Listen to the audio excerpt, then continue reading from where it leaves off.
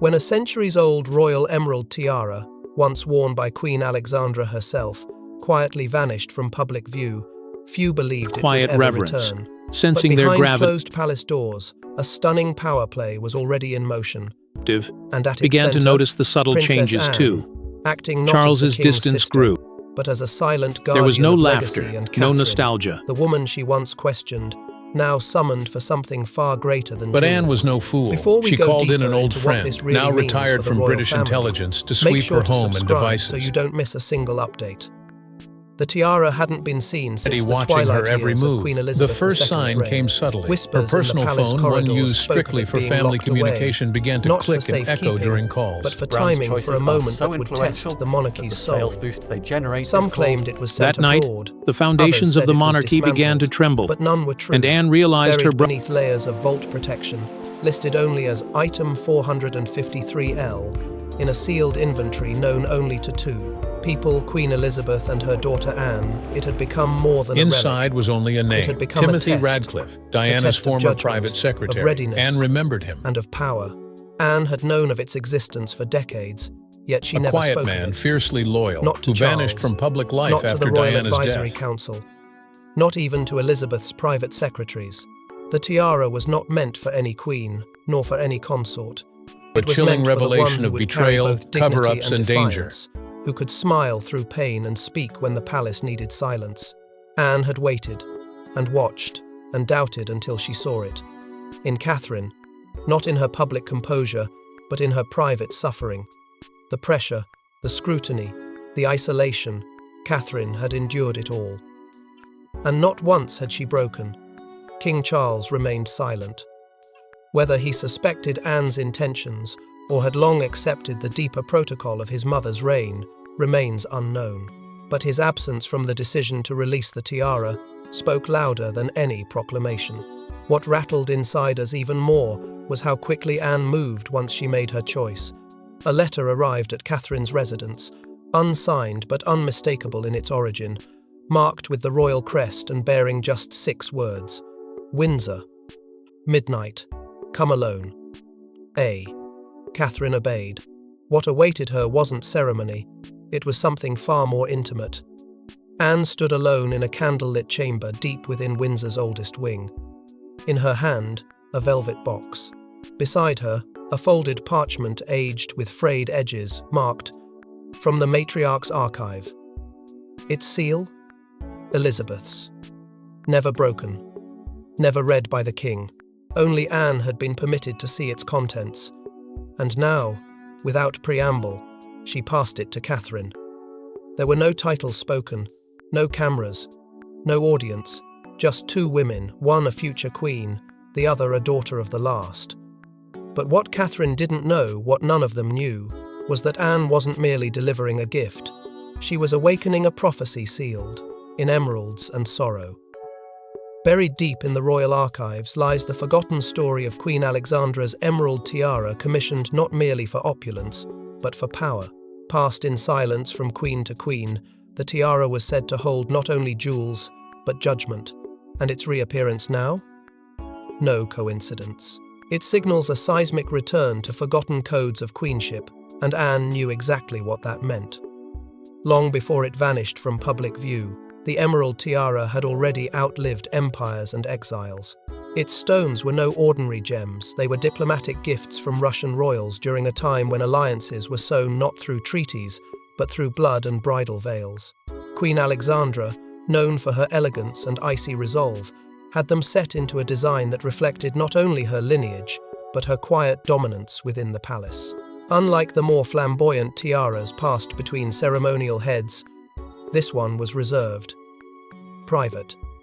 A signal between queens not to be flaunted, but to be understood. And within that quiet tradition, it became a relic of power so absolute, it was feared as much as it was admired. The legend of the 3 Queens Pact began as a footnote in a faded diary, but soon became the subject of late-night whispers in the royal corridors.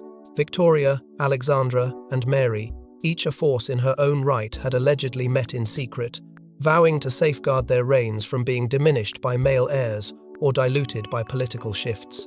They believed in the unspoken strength of royal femininity, quiet but commanding. That vow was sealed in heirlooms, not handshakes.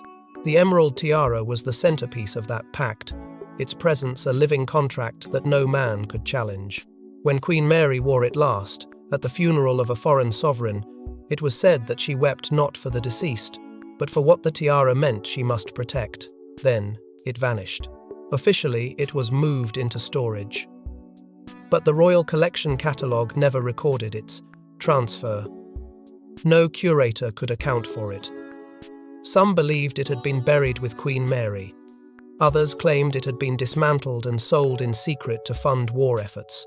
The truth, however, was far more deliberate. Queen Elizabeth had made a decision early in her reign. The emerald tiara would not surface until the monarchy faced its deepest crisis of identity. Her belief, expressed only in handwritten notes never made public, was that the tiara carried not only legacy but burden. She feared it would fall into the wrong hands, or worse, be worn too soon. And so, she ordered it sealed away, beneath layers of silence and steel. But Anne knew, and unlike her mother, she felt the weight not just as a monarch's daughter, but as a woman who understood what was being lost in the noise of modern royal politics. The quiet dignity, the sacredness of succession, the elegance that came not from titles, but from bearing.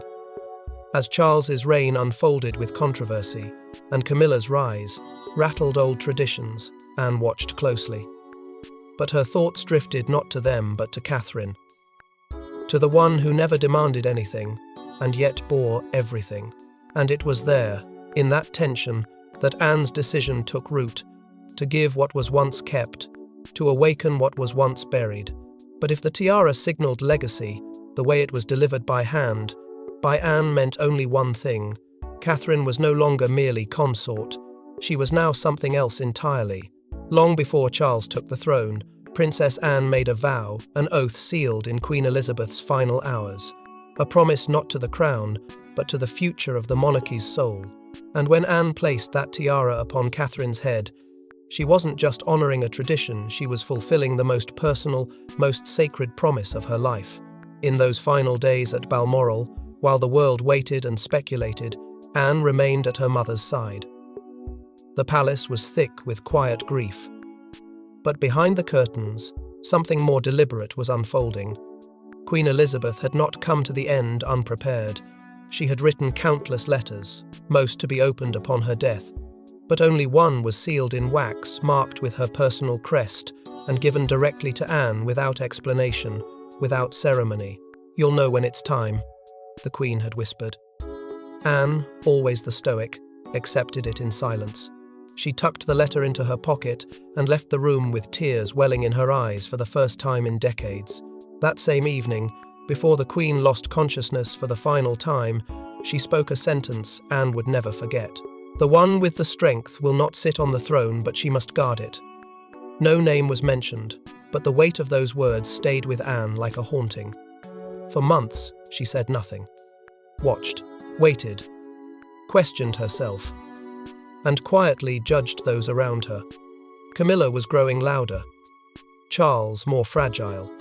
The family's image was fracturing, and Anne, trained to protect but not to intervene, found herself standing on a precipice she never asked for. For most of her adult life, Anne had seen Catherine as kind, obedient, and respectable, but ultimately unremarkable. She never questioned her loyalty, but neither did she see in her the steel needed to carry legacy through storm.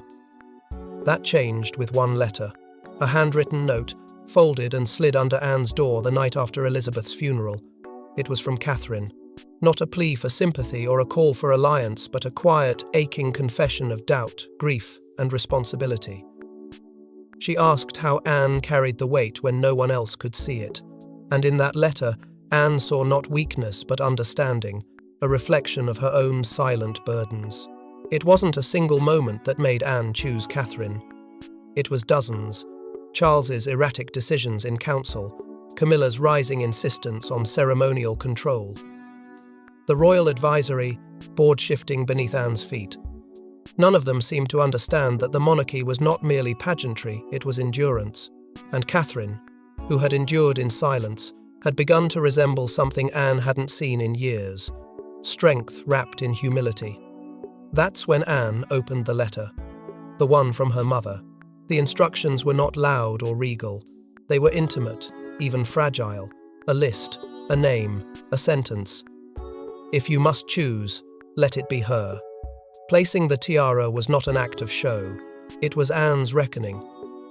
She defied her brother's expectations, knowing it could fracture what little trust remained between them. But she knew the monarchy's survival no longer depended on titles. It depended on someone who could bear the weight of the unseen. And Catherine, now crowned not by a king, but by a sister of the sovereign, carried something even rarer than duty. She carried purpose. Yet even as the emerald tiara met Catherine's brow, a storm brewed across the Tay, channel one that would test whether she was ready for the burden now laid before her. As Anne crowned Catherine in emeralds, Prince William remained conspicuously absent. Behind the palace's iron gates, insiders reveal he wasn't just unaware, he was intentionally kept out. And now, whispers of a rift between husband and wife are sparking fears of a monarchy split in two. The absence wasn't a scheduling error. It wasn't diplomatic duty. It wasn't coincidence. William had left for Scotland just hours before the ceremony, citing a private engagement far removed from London. But the timing was impossible to ignore. Insiders close to the household revealed a heated confrontation between father and son days earlier, centered around what William called the dangerous symbolism of uncontested crowns. The very idea of Catherine being crowned with Alexandra's tiara without Charles, without him, set off alarm bells within a man who had spent years trying to manage the family's public image. To William, optics were strategy. To Anne, symbolism was power. And in this moment, the two had fatally diverged. Behind the scenes, Catherine had pleaded with Anne in hushed tones the night before the ceremony. The words were simple, heavy, trembling. He won't understand, not yet. She wasn't seeking approval, she was bracing for betrayal. What stung wasn't his disagreement, it was his absence. William, once her fiercest protector, was now the one retreating. He believed timing was everything. She believed the moment had arrived. That conflict didn't erupt in press statements or leaked text messages. It played out in glances, in silences, in who stood beside her and who did not. And yet, someone else did stand beside her, not in defiance, but in quiet solidarity. Prince George. Still too young for formal speeches, but not too young to observe. He was there, as Anne lifted the tiara. He stood back, watching his mother receive something far older than her, marriage. Something that carried echoes of Queen's past. Those close to the ceremony say George didn't flinch. He didn't look for his father. He looked only at his mother. And in that look, Anne saw something startlingly familiar. Resolve. The tension between William and Catherine had been simmering for months beneath the surface. While she grew bolder, embracing roles once reserved for senior royals, William remained fixed on preserving stability. He saw sudden change as a risk. She saw it as a necessity. And so Anne made a choice. She bypassed protocol and excluded William from the moment entirely, not out of disrespect, but out of conviction. She knew what the optics would be, and she knew Catherine had to stand alone if she was to be seen as more than just a consort. Behind palace doors, this decision split advisors into factions. Some called it reckless, others revolutionary, but none could deny its impact. A future queen had been crowned without the presence or permission of her king-in-waiting. And the silence that followed wasn't peace. It was the sound of fractures deepening.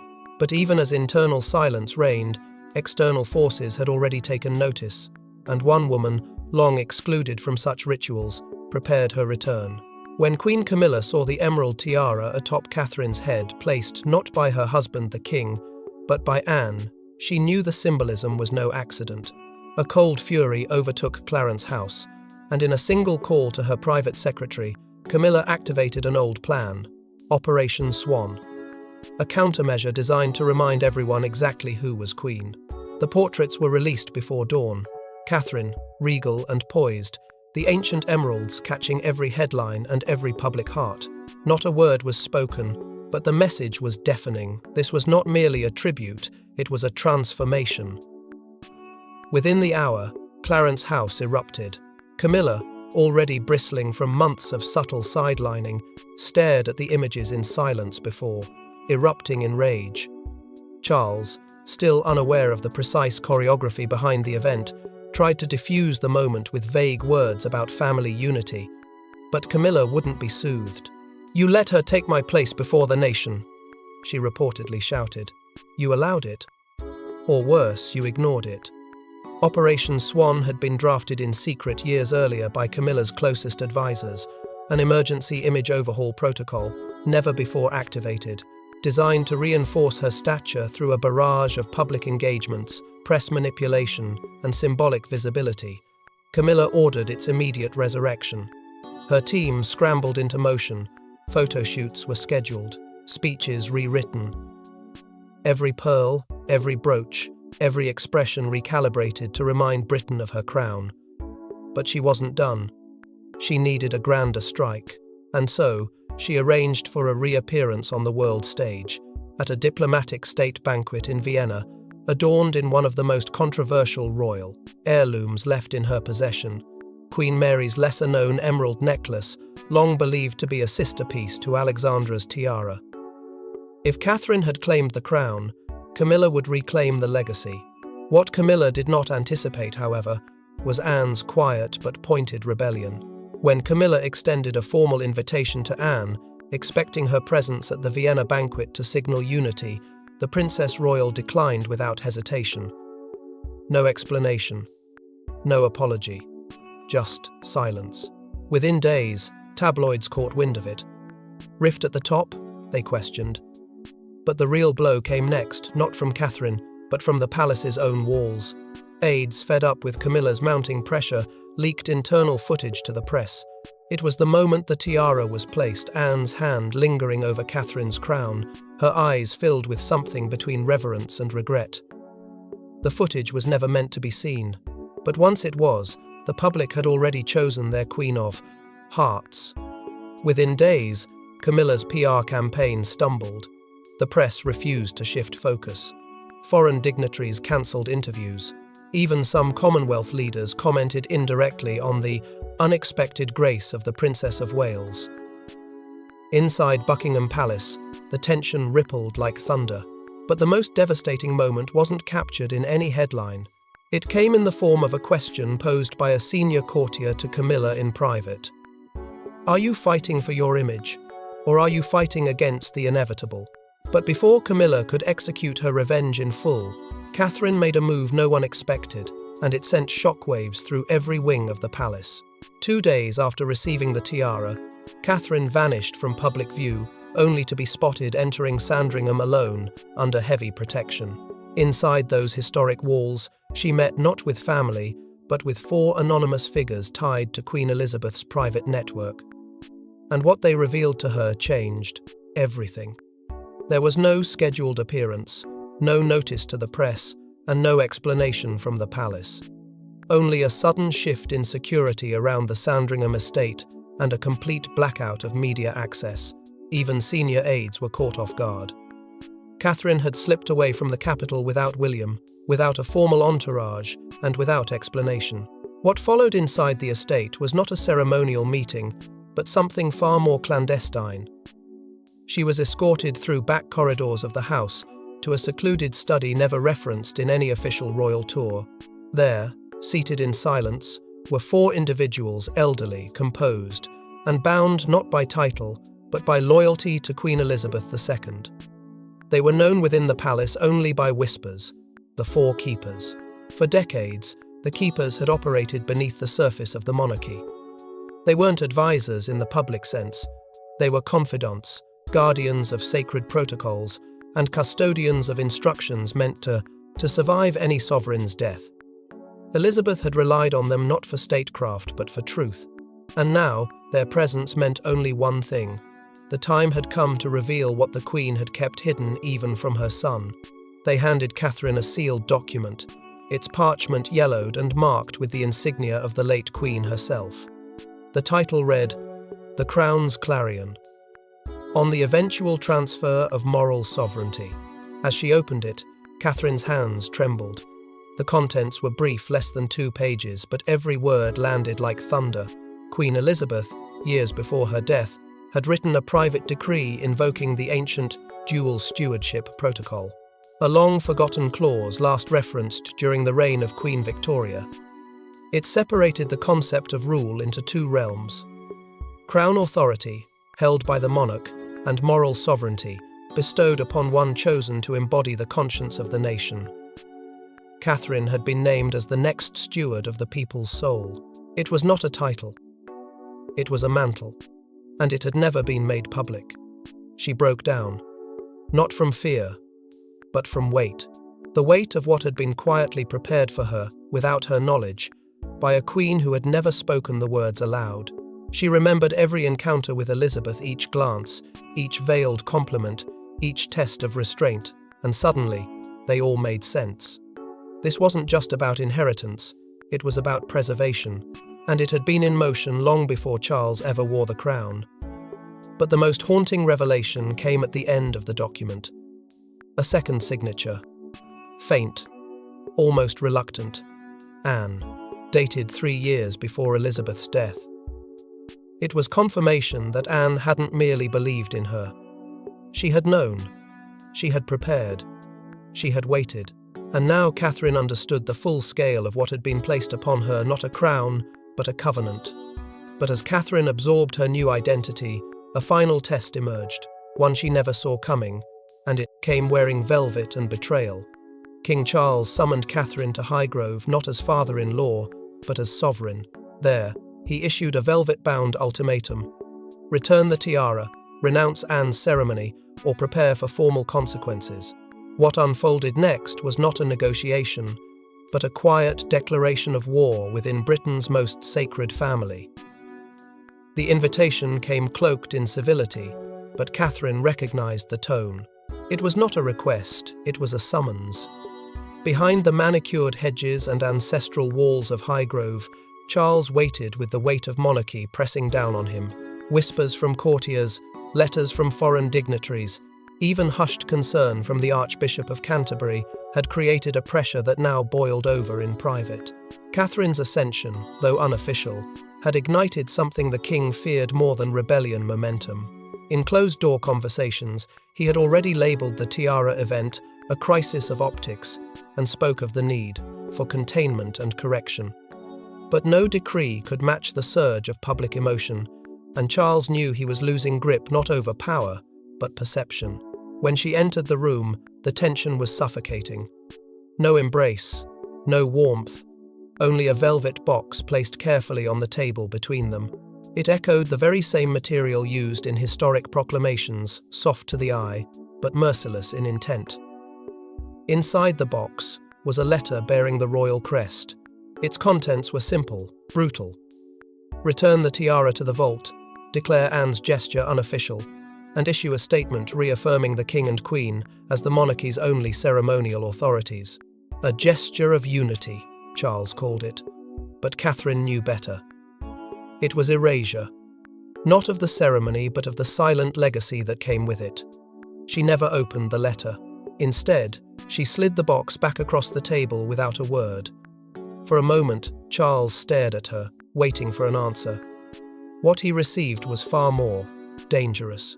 Catherine looked him in the eye, voice steady, and said, "The people already saw what they needed to see." The silence that followed was glacial. Charles, stripped of his usual composure, gave a single command: her next public engagement would be postponed indefinitely. No reason given, no announcement made, just a pause in her schedule, masked as protocol. But that command did not land the way he expected. Because what Charles failed to understand was that the moment had already passed beyond his reach. The crown he wore gave him authority, but not control. In that room, between monarch and future queen, something shifted. Catherine did not rebel. She remained calm, poised, and unshaken. But in that refusal, she drew a new line in the sand. One that could not be walked back. One that said, "This is no longer about ceremony. This is about succession of spirit." But while the king tried to tighten his grip, public sentiment had already shifted, and it would take only one image to seal the narrative forever. Catherine emerged on the steps of Westminster Abbey head high, emerald tiara blazing in the London sun. There were no royal decrees, no official proclamations, just her. And in that moment, the crowd did not cheer for a duchess or even a queen consort. They cheered for the woman they now believed should rule in her own right. The moment had not been scheduled. In fact, it had been explicitly forbidden. Following Charles's directive to delay Catherine's next appearance, her calendar had been wiped clean. But defiance had already taken root, and so, unannounced and without escort, Catherine arrived at a children's memorial service, an event she had privately promised she would never miss.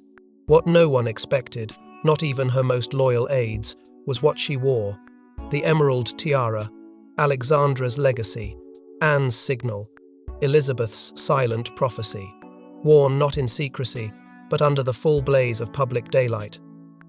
The crowd didn't need context. They didn't wait for approval. What erupted outside Westminster was not protocol, it was instinct. People knelt, they reached forward. Some cried, others shouted, "Our Queen!" not in protest, but in recognition. It was as if something ancient had been restored, something that bypassed officialdom and touched the very spirit of the nation. For decades, the monarchy had been shaped by pageantry. But this moment felt different. It felt personal and unshakably real. Within minutes, images spread across the globe. Number Emerald Catherine began trending in over 50 countries. The tiara, once locked in vaults and legends, had become the centerpiece of a digital storm. TikTok videos, Instagram reels, headlines from Sydney to Nairobi. The people weren't asking for confirmation, they were declaring it. Catherine had crossed a threshold, and the public had followed her through. The reaction inside the palace was immediate and devastating. Camilla, already rattled by Operation Swan's collapse, cancelled all her scheduled engagements without explanation. Reports from Clarence House suggested a furious confrontation behind closed doors. She had lost control of the narrative, and worse, of the image she had spent years constructing. Charles, still tucked away in Balmoral, refused to comment, but those close to him say he spent the evening alone in the library, surrounded by silence, as his aides filtered in and out, too afraid to speak the truth aloud. Anne, however, made her stance known with brutal clarity. A short statement issued through her press secretary contained just 6 words. "Legacy honors legacy. Alexandra would be pleased." It was not a comment, it was a conclusion, and for those who understood the weight of royal language, it was a message to every corner of the monarchy. The past had spoken, and its chosen vessel was Catherine. Even more chilling was a leaked audio clip, captured in the palace's lower halls, of a senior aide muttering to a colleague, "It's over. She has them now." That single sentence echoed across newsrooms and think tanks, igniting commentary far beyond tradition or scandal. This was no longer about Catherine wearing a tiara. This was about a nation seeing her wear its history, its hope, its heartbreak, and choosing her anyway. But even as the tiara glistened for the world to see, a final voice was yet to be heard, one whose silence had carried weight, until now. From the lips of a child came the words that shattered a century of hierarchy. Prince George, speaking softly beside his mother at a children's hospital, looked into the camera and declared, "My mother, my queen." It wasn't planned, it wasn't permitted, but it was destiny, and now it was irreversible. It happened during what was supposed to be a modest, controlled event. No palace staff hovering, no firm royal scripts, just Catherine and George visiting sick children, honouring a quiet tradition that had grown between them over the years. Reporters expected politeness, a few smiles, maybe a warm gesture from the young prince. What they received was a seismic rupture in royal protocol. George, standing tall yet visibly emotional, was asked by a nurse what his mother meant to the nation. His answer was unfiltered, instinctive, and thunderous in its simplicity. My mother, my queen, just 6 words, but they held the weight of 6 generations. The video clip went viral in minutes. It wasn't polished. It wasn't approved. It was real. And for millions watching around the world, it was truth. A truth the monarchy had danced around, denied, or delayed for too long. The reaction was immediate. Social media erupted. Commentators from both monarchist and Republican circles paused not to argue, but to absorb. For once, a royal moment wasn't about spectacle, it was about belief. And the belief had come from the most innocent voice of all, the heir to the heir. Inside palace walls, however, the moment sent shockwaves through marble and memory. Charles's fury was instant. Sources confirmed that upon hearing the words, the king lashed out at senior aides, calling it a breach of every rule we uphold. He reportedly demanded a public correction. None came. Camilla remained silent. Anne, when asked by a reporter, only offered a knowing smile. It was becoming clear that this was no longer a question of permission. The tide had turned. What the king failed to grasp was that Catherine didn't prompt the words. She didn't script them. In fact, in the moment they were spoken, she looked away, tears forming, jaw clenched, hand gently wrapping around her son's. She didn't need to say anything, because the nation had already spoken. George had only voiced what the world was already feeling. His innocence carried authority no crown could replicate. It was the monarchy's most dangerous moment, and its most honest one. Behind closed doors, a new theory began to circulate. The Clarion Path, a concept quietly whispered by senior aides since the revelation of Queen Elizabeth's hidden decree to Catherine. Now, it had a face, a lineage, a child who had unknowingly confirmed a deeper shift underway. No longer just a symbolic steward, Catherine was now being viewed by many within the palace and far beyond it as the spiritual monarch, the moral compass, the crown's soul. And so, with one tiara, one vow, and one child's voice, history shattered its mold. But in the echo of emeralds, one question now defines the future. What crown comes next? Thanks for watching. Please don't forget to like and subscribe, and we will see you in next one.